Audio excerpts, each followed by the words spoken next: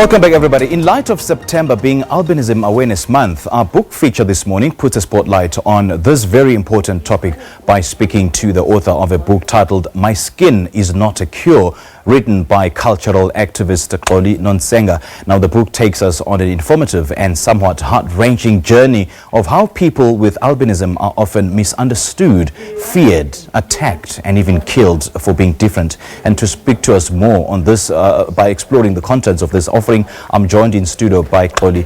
Xoli, a very good morning to you. Welcome. Thank you so much for joining us. Good morning. How are you, sir? Great. How are you? Thank you for hosting me, guys. Well, it's an absolute pleasure. Take us back to when you deemed it fit to write this book.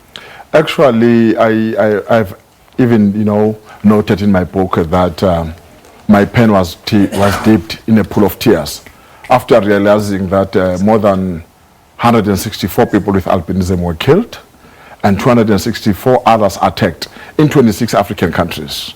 Then I said to myself, this is a shame, especially as Africans, to see Africans attacking others because of their skins. So I decided to say, let me pen down this book so that it can liberate the minds of Africans to say it's high time that we understand other people with their own skins. So as I said, I wanted to pass this message or to send a message to the whole Africa to say to them, no human body part can cure your financial crisis, let alone your health. What do you think is the genesis of these attacks on people living with albinism and the myths surrounding that particular issue of them being killed? How I wish I can have an answer for that, but I would say to you, ignorance is the only thing that really made people to still kill people with albinism, because if we do not understand and accept each other as Africans. Remember, we have this thing of always discriminating against each other. If you are tall, if you are short, if you are white, you'll be discriminated with. Now, with us, it's said, especially Tina Makosa, we say people with albinism, we call them Inca, which literally means monkey. And you don't want to be called by names, you see? So it's very important that we start correcting the narrative. The way we speak, the way we do things as Africans. In this book, I'm trying to encourage Africans to say, it's time that we stand bold and correct the wrong of the past. So I cannot really be sure of saying, how did it start and who came with it? But what I can assure you is that we are living in a very wrong side of life. Hence, we need to come back to say, Africans, read. It's high time that we study. It's high time that we read so that we can understand each other. But if we do not read, we'll never know other nations. And dispel all the myths and the misconceptions surrounding this issue of albinism as well. If we don't write our stories, if we don't read, people will say anything that they want and will believe anything that comes. I mean, I remember when I was growing up, I was told that people with albinism don't die, but they disappear somewhere. And I didn't know that was a propaganda because they were taken to be killed. And there's those scary beliefs that these people are a medicine. But now my question is, which part of a human being can be a medicine?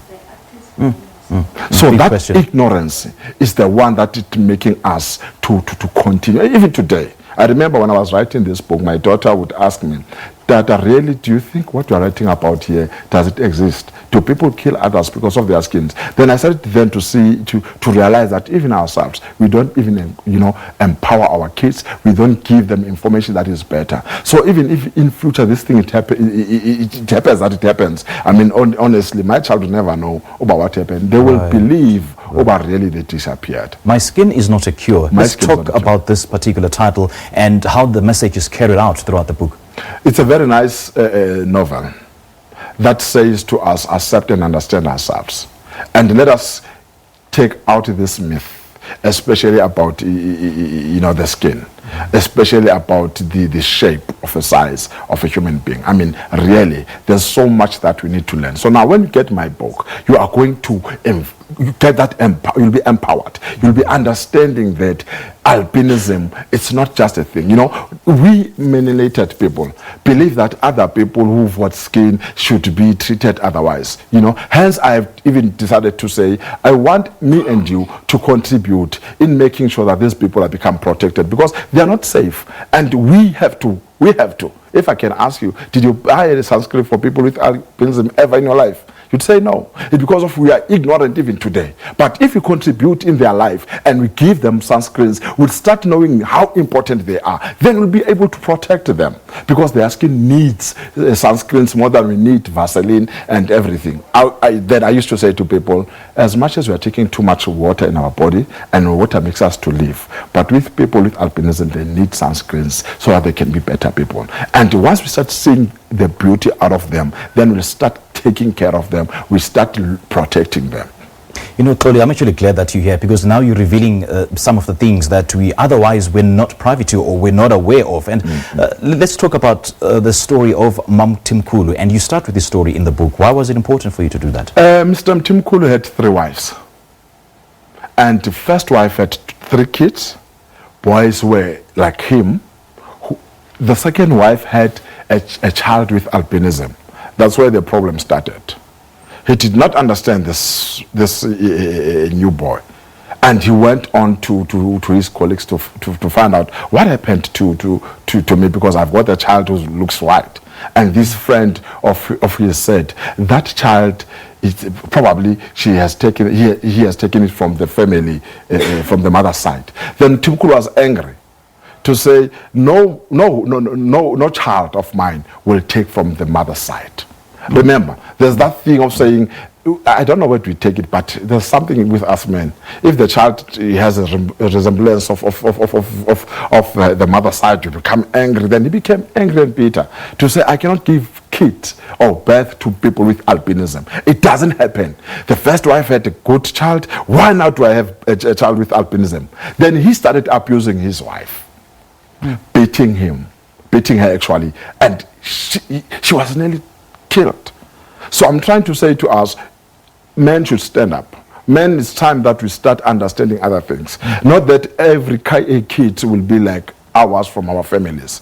Even the both families from the mother side participate in making sure that we have a family. Remember, as an African child, you know that we embrace the mother side and the father side as well. So why can't we embrace it when we have kids that has a little bit of from the mother side? So that's another ignorance. So Mr. Timkulu was like that. Okay. He was very ignorant.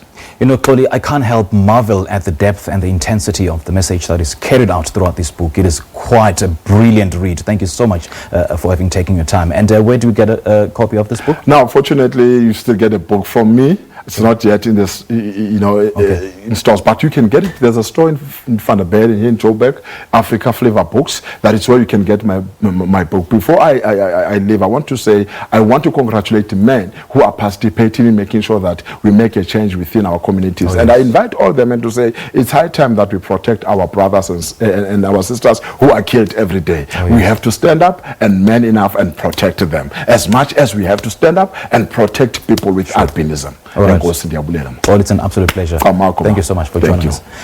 Well, we know that September is Albinism Awareness Month, and we've just spoken to Xoli Nonsenga about his book that puts the spotlight on this particular subject. The book is titled My Skin Is Not a Cure. Well, if you also belong to a book club or you're a lone reader, you can also join us for a Sunday morning book feature to talk about some of the books that you're currently reading or have read. Simply send us a detailed description of your book club on email, or you can also send us a picture of those books with a brief caption using our social media platforms. You can use our Twitter handle at Morning Live SABC or hashtag Morning Live SABC. You can also tag or send us a Facebook message via our page Morning Live SABC. And our email address is morninglive@sabc.co.za. We'll take a short break. We'll be right back.